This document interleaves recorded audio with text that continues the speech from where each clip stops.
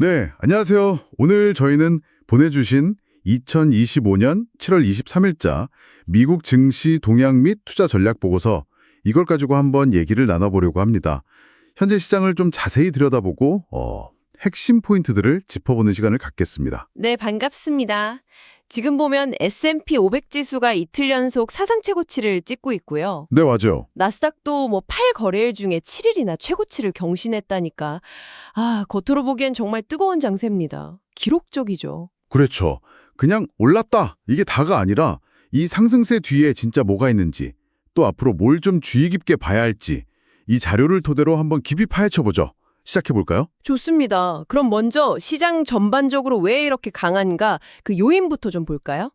S&P 500은 0.8% 올랐고 나스닥 0.6, 그리고 다우존스가 1.1% 상승했어요. 다우가 1.1%나요? 꽤 많이 올랐네요. 네, 특히 다우존스가 대형 산업주들 위주로 거의 500포인트 가까이 오르면서 작년 12월 이후 최고치 근처까지 왔다는 점, 이게 좀 눈에 띄는 부분입니다. 와, 정말 강한 상승인데 이 힘이 다 어디서 나오는 걸까요?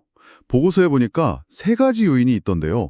미일 무역 협상 기대감, 또 빅테크 실적 기대감, 그리고 연준 금리 인하 가능성. 이 세 개가 어떻게 맞물리는 걸까요?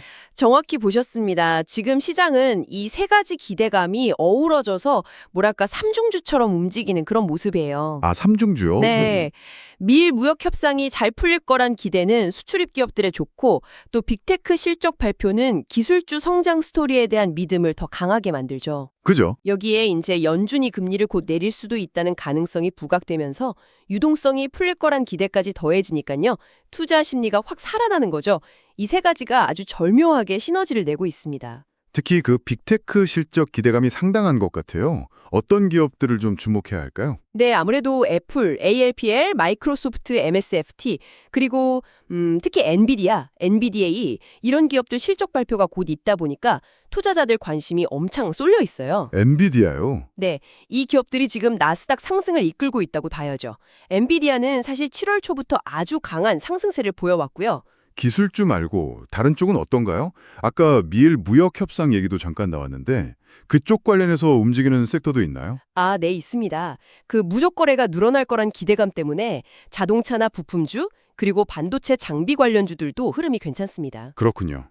아직 특별한 리스크 요인은 안 보이는데 그래도 협상 결과에 따라서는 좀 변동성이 있을 수 있겠죠. 이런 시장 분위기가 거시 지표에도 바로 나타나는 것 같네요. 보고서 보니까 달러 약세가 눈에 띄던데요. 맞습니다. 그 미일 무역 합의 기대감이랑 또 연준이 금리를 동결하거나 내릴 수 있다는 가능성, 이 두 가지 때문에 달러 가치가 지금 계속 하락 압력을 받고 있어요.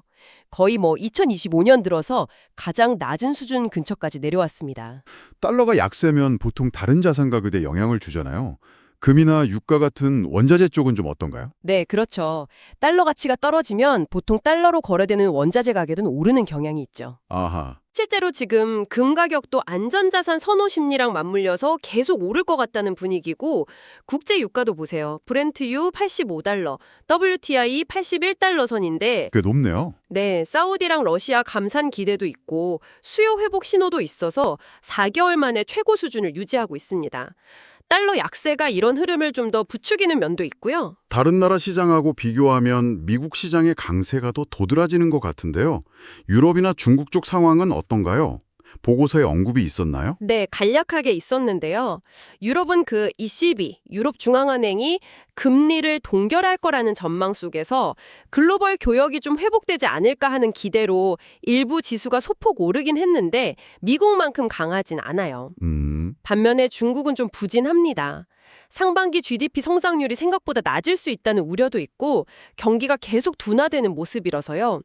아시아만 보면 일본이 미일 협상 소식에 잠깐 반등했지만 전체적으로 보면 역시 미국 시장 열기가 가장 뜨겁다고 할 수 있겠습니다. 결국 시장의 눈은 다시 연준의 금리 결정으로 향하는군요. 9월에 내릴 가능성이 높다고들 하던데 이건 어떻게 봐야 할까요? 네, 그게 참 흥미로운 지점인데요.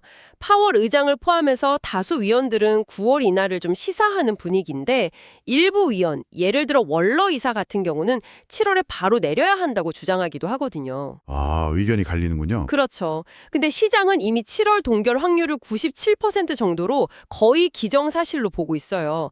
대신 9월 인하 기대감을 가격에 막 반영하고 있는 거죠. 그렇군요. 근데 재밌는 건 이 금리 인하 기대감의 배경에는 상반기 GDP 성장률이 1% 내외로 둔화될 거라는 전망이나 노동시장이 좀 식고 있다는 그런 경기 모멘텀 약화 신호가 있다는 거예요. 아, 그러니까 경제는 여긴 식을 것 같은데 기업 실적은 좋을 거라는 좀 상반된 기대가 같이 있는 거네요. 맞습니다. 약간은 그런 모순적인 기대감이 공존하는 아주 흥미로운 상황이죠. 정말 그러네요. 자, 그럼 이 모든 분석을 종합해서 듣고 계신 당신 입장에서 가장 중요한 점들을 한번 정리해 볼까요? 이 정보들이 왜 당신에게 중요할까요? 네. 현재 시장은 아까 말씀드린 세 가지 기대감, 즉 무역 협상, 금리 인하, 그리고 기업 실적, 이 세 기둥 위에서 움직이고 있습니다. 단기적으로는 이제 곧 나올 실적 발표 결과에 따라서 좀 흔들릴 수는 있겠지만 전반적으로 긍정적인 분위기가 이어질 가능성은 있어 보입니다. 중기적으로는요? 중기적으로 만약 9월에 정말 금리 인하가 현실화된다면 특히 기술주를 중심으로 해서 한 번 더 상승 동력을 받을 수도 있겠죠. 당신에게 이게 중요한 이유는 이런 기대감 하나하나가 결국 당신의 투자 포트폴리오 수익률에 직접적인 영향을 미치기 때문입니다. 물론 항상 좋은 쪽으로만 흘러가진 않겠죠. 주의해야 할 위험 요인들도 있을 텐데요. 당연하죠. 기대가 큰 만큼 실망도 클 수 있습니다.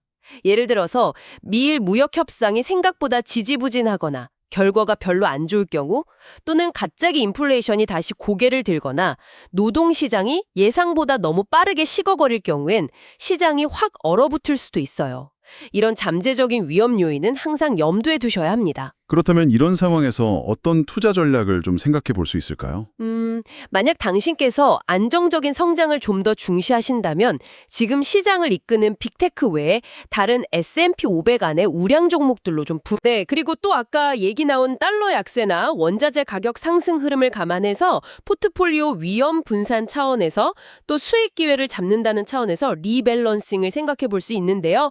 일부 글로벌 ETF나 원자재 관련 ETF를 편입하는 것도 하나의 전략이 될 수 있습니다. 네, 좋습니다. 정리를 해보면 7월 23일 현재 미국 증시는 무역, 금리, 실적이라는 세 가지 긍정적인 기대감이 정말 복합적으로 작용하면서 강세를 보이고 있다. 특히 앞으로 나올 기술 기업들의 실적, 그리고 연준의 실제 금리 결정이 시장 방향을 결정할 핵심 열쇠가 될 것 같다. 이렇게 요약할 수 있겠네요. 그렇습니다. 이 보고서는 결국 현재 기술주 중심의 성장세에 주목하면서도 동시에 혹시 모를 위험에 대비해서 자산 배분을 통해 포트폴리오의 안정성을 확보하는 그런 균형 잡힌 접근을 제안하고 있다고 볼 수 있겠습니다. 자, 오늘 분석을 마무리하면서 당신에게 생각해 볼 질문 하나를 던져보겠습니다. 지금 우리가 보고 있는 이 빅테크 중심의 뜨거운 랠리, 이게 과연 계속될 수 있는 동력을 가진 걸까요? 아니면 예상치 못한 변수, 예를 들어 무역 협상 결과라든가 인플레이션 수치 같은 것이 불쑥 튀어나와서 이 흐름을 확 바꿔버릴 가능성은 없을까요? 이 질문에 대해 한번 곰곰이 생각해 보시는 것도 좋겠습니다.